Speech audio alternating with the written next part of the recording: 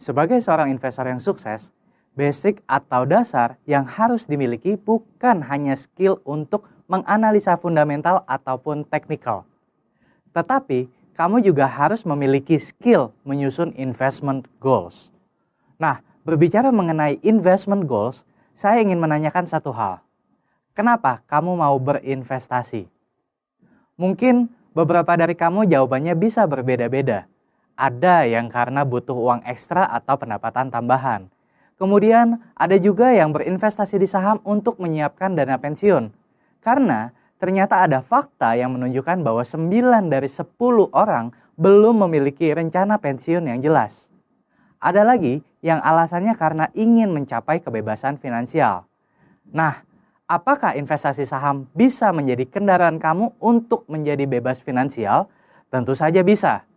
Bebas finansial juga bisa menjadi salah satu alasan yang kuat bagi kamu untuk mulai berinvestasi di pasar saham. Alasan yang berikutnya adalah karena ingin mendapatkan passive income. Selain dari active income, kamu pastinya juga ingin mendapatkan pendapatan dari passive income kan?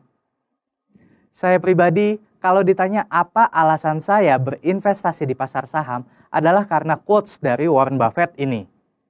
If you don't find a way to make money while you sleep, you will work until you die. Saya sadar bahwa saya hanyalah seorang manusia biasa yang mungkin suatu saat nanti saya akan memiliki keterbatasan terhadap tenaga. Mungkin saya tidak bisa bekerja selamanya, sehingga saya butuh sarana atau kendaraan yang bisa menghasilkan uang saat saya tidur. Bahkan ketika saya sudah tidak bekerja lagi. Maka dari itu, investasi saham menjadi salah satu kendaraan supaya saya tetap bisa mendapatkan penghasilan. Nah, apapun alasan kamu, pastikan kamu menemukan alasan yang kuat agar kamu bisa mulai berinvestasi di pasar saham. Tapi hati-hati, ada beberapa alasan yang bisa dikatakan alasan yang buruk untuk mulai berinvestasi di pasar saham. Alasan yang pertama adalah ingin kaya tanpa kerja keras. Banyak orang beranggapan bahwa investasi saham enak. Cuma tinggal duduk, tekan tombol buy or sell, terus dapat uang. Tidak demikian. Memang di zaman teknologi yang serba modern ini semua sudah dimudahkan dengan yang namanya online trading. Tapi proses di belakangnya tetap membutuhkan kerja keras.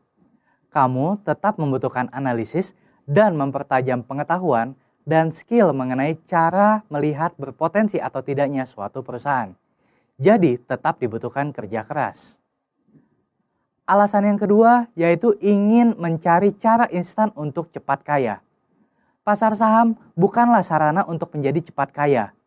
Pasar saham bisa menghasilkan banyak uang, bahkan banyak sekali uang untuk kamu, tapi tetap membutuhkan yang namanya waktu. Jadi, kalau kamu yang memiliki alasan ingin berinvestasi saham karena tidak mau kerja keras, atau ingin cepat kaya, lebih baik lupakan. Saham bukan tempat yang tepat untuk kamu. Setelah kamu memiliki investment goals yang jelas, baru kamu melangkah ke tangga kedua, yaitu money management. Maksud dari money management di sini adalah mengatur antara pemasukan dan pengeluaran supaya kamu bisa menyisihkan uang untuk berinvestasi di saham.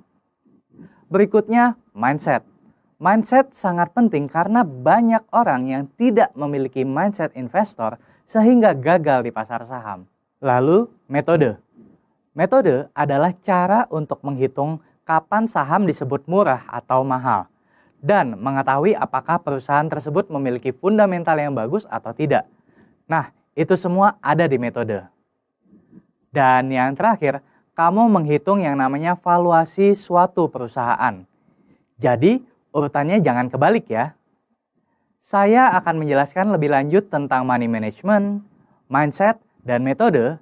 Tapi sebelumnya kita akan membahas mengenai beberapa kesalahan mendasar yang seringkali dilakukan investor pemula. Apa saja ya bentuk kesalahannya? Simak video selanjutnya.